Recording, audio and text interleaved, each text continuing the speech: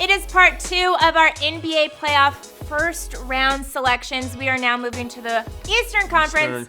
I'm Britt Johnson. Chris, how you guys doing? So we're going to start with the very first, I want to say series, but I mean it's the very first matchup. It's between the Bucks at number 1 and the Pistons at number 8.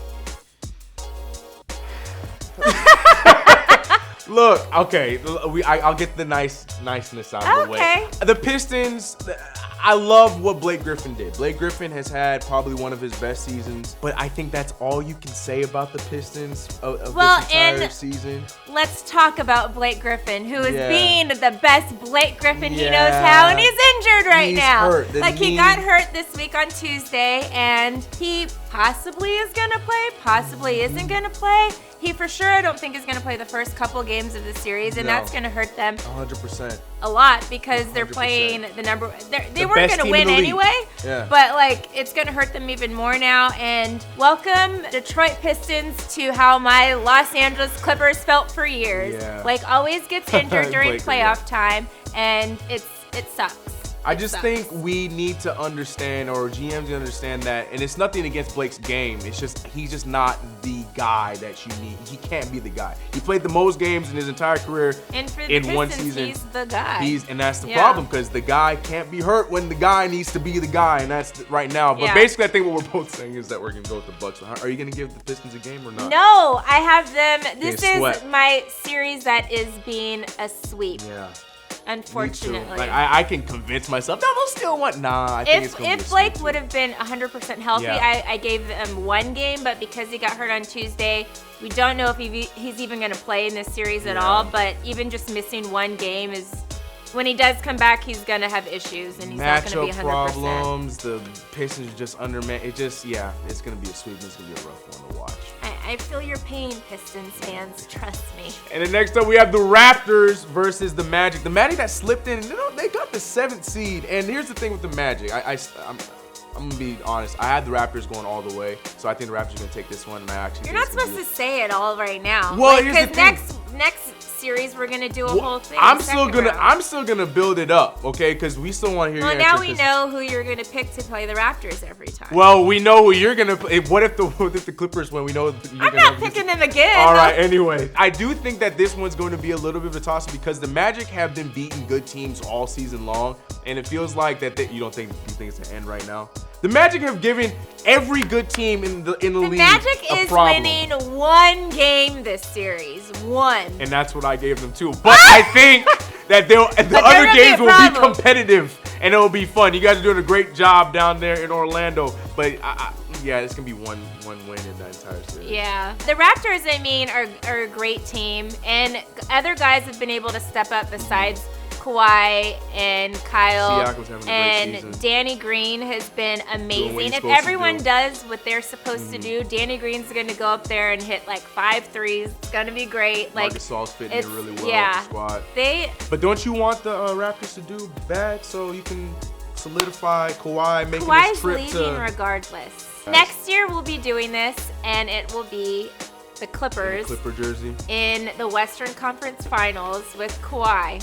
And it's going to be great. That's fair. Look, I'm not going to tamper. Look, we can make a deal. You guys have your Kawhi. I'll take my KD, and I'm happy with that. I know you want both of them, but some crazy Knicks fan the other day met up with Kawhi, and he was like, "Hey, coming to New York?"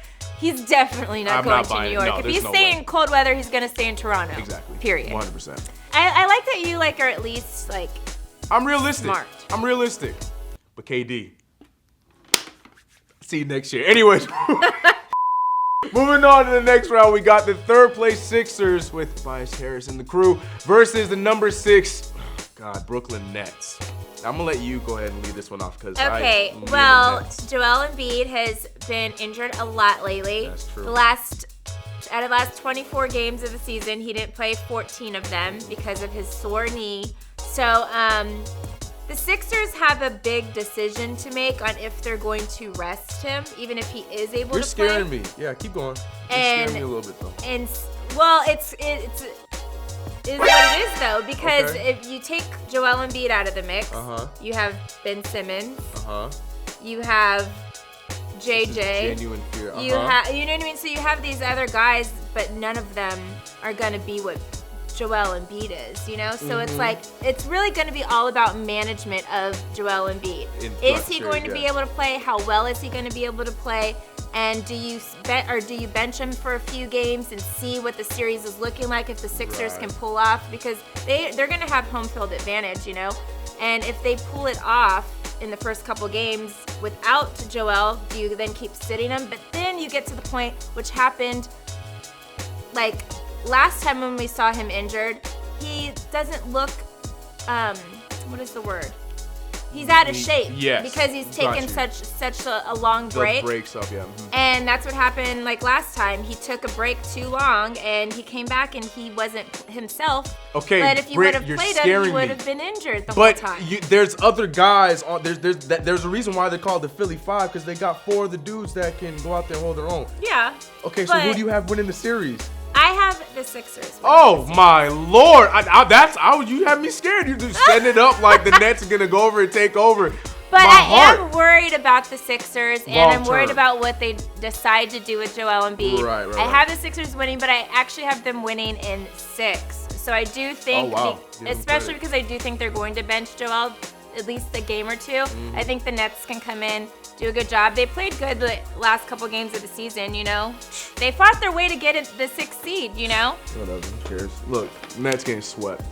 I hope they get swept. No, okay. All right, realistic, Chris. He's saying realistic, that because he's the Knicks realistic, guy. Chris. I will You have Brooklyn colors on today. I'm just gonna say. The Nets, they will take one. Because of that, there are going to be games that they're going to have to manage. Even if he plays, they're going to have to manage Embiid's minutes.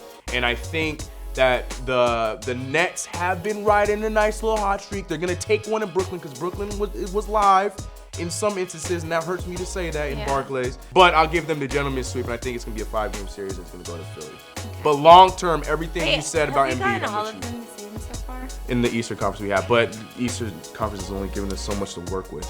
This series is a lot different because it's the 1 through 8 is a 20-game difference versus Western Conference, it's like a 9-game difference. Yeah, Eastern Conference is going to have like a little handicap, and then when the second round starts, that's when everything's like, oh God, who's going to win now? Yeah. Which leads us to the next one. If you ever need to take a nap this weekend or the next week and a half, do it during Eastern Conference matchups. Just treat the Eastern Conference matchups like a podcast. Just listen to it back while you're doing something more important. Anyways, in the next round, the 4 and 5 seeds, we have the 4 Boston Celtics and the 5 Indiana Pacers, both with issues. The Celtics with chemistry issues, everything issues, while the Pacers have the issue of missing their all-star. And what I was gonna say, there's this talent, and then the Celtics have all the talent, but they don't have chemistry with their talent. They don't know what to do with their talent. So this one actually could be a lot closer than we expect. I think the season series was tied.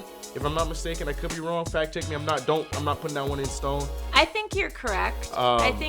I think you're correct on that statement. I know for sure the last 2 times. I also don't have like a producer in my ear telling me the truth, obviously neither do I. We just off the top of the dome over and here, memory, so I'm smart. But I do know the last week they did play each other the last 3 weeks of the season, and that was separated 1-1. We saw the game winner with Kyrie and blah blah blah. Doesn't matter. So I think this one of all the series could probably be the most fun in the Eastern Conference. In the Eastern Conference, in the Eastern Conference. Could be the most fun, So after you watch all the Western Conference games, this is the first Eastern Conference. 100%. And I think that the Celtics are going to let the Pacers be in it, not because of the talent, like you said, but because of themselves. But I think ultimately I'm going to give the Celtics, they're going to win it in 6. I think the Celtics are going to overall take it in 6 games. The Pacers are going to take 2. I was gonna go with the Celtics, but you got the Pacers. Cinderella story alert. Maybe I'll go with the Pacers. Well, because this series I really feel like it's the Celtics are playing themselves. 100%. And if they don't come to play, and I think Kyrie is kind of already checked out a little 100%. bit. I think that he is leaving. Ready to go wherever he goes. And so, because of that, Gordon Hayward's going to have to come up and really do a lot of to like even out for Kyrie's lack of enthusiasm, maybe I should say. Yeah. So, I mean, I didn't have the Pacers, but you just take it. What the hell? In 7? Let's do it. No, let's do 6. No, let's do 7. I was like, that is bold. That is bold. Yeah. Yeah. Okay.